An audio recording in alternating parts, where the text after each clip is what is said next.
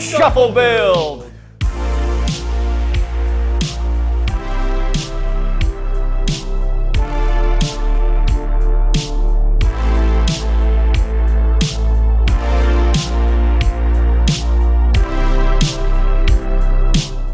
All right, welcome everybody. This is the Newegg Shuffle build.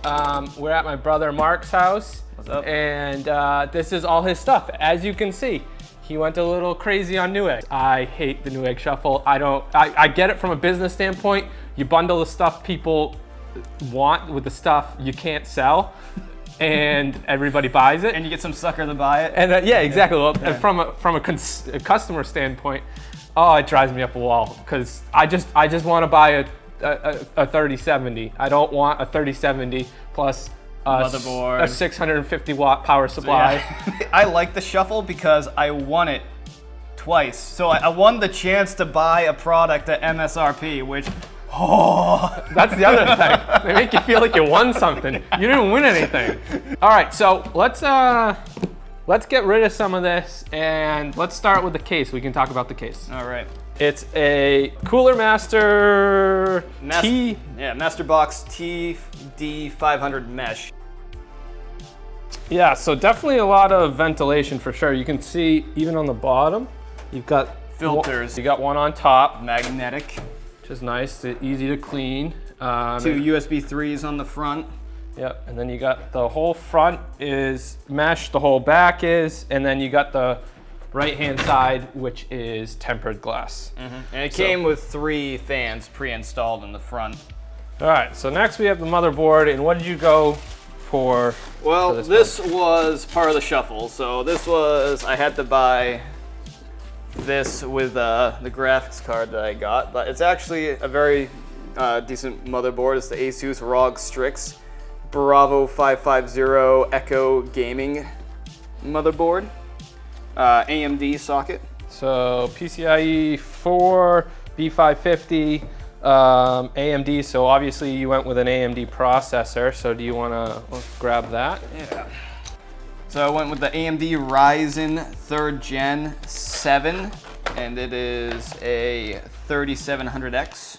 So you're running the H150i RGB Pro XT from Corsair. Yep. It's your power supply. 750 watt EVGA. Looks good, that'll power everything. For RAM, I went with a Crucial Ballistics gaming memory. 16 gigabytes, 8 gigabytes each. It's DDR4 3200. All right, what else? Well, the creme de la creme, we need the graphics card. Oh, right. So this is also what I got on the Shuffle.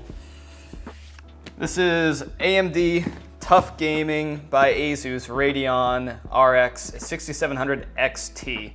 So this is the new AMD card. This is the new. So yeah, I've never used a Radeon card before. I have a 2060 Super that I've been looking to upgrade to a 3070 for about a year now.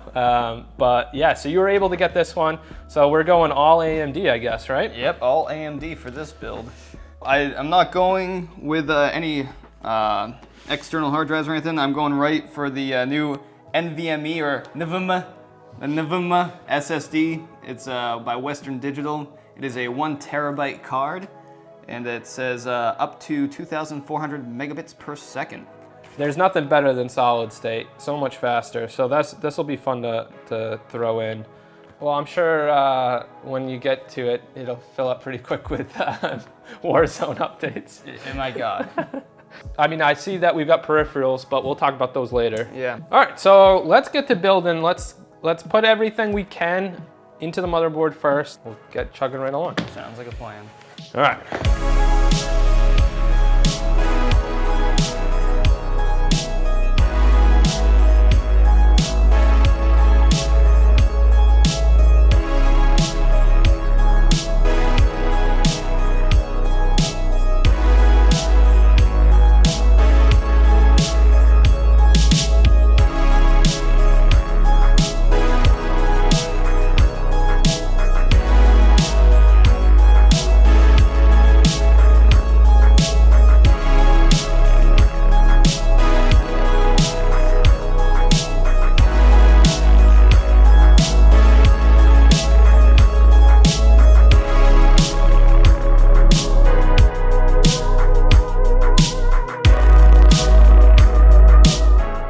And now I think we're ready to go. The last thing we need to install is the GPU.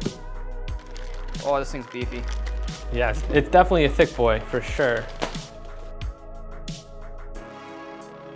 So I got a Asus Tough Gaming K7.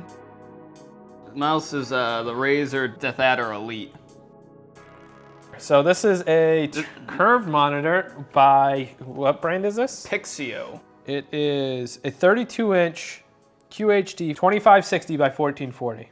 It says it's got FreeSync because you've got AMD, so that's good, and G-Sync compatible. It says refresh rate 120 hertz. All right, so moment of truth, right? Yeah, let's see if it turns on. Put it on and see if we post. There we go. So we did have a little bit of an issue here. We couldn't figure out why we weren't getting video out of the computer, and then all of a sudden I saw on the graphics processor that there was a red LED and one of the power cables was loose. That's what it was. You got a red light on your, oh, it just went off when I touched it. There you go. There we go, all right. That's what it was. It was just the power cable was a little loose on the graphics. GPU. We ended up installing Call of Duty, looking to see how many frames we could get, and we were hovering right around 120 frames for the majority of the game, which was nice. So overall, I was really happy with the build. I know Mark was happy with it too. It'll be able to play the video games he's looking to play, and it looks pretty good as well.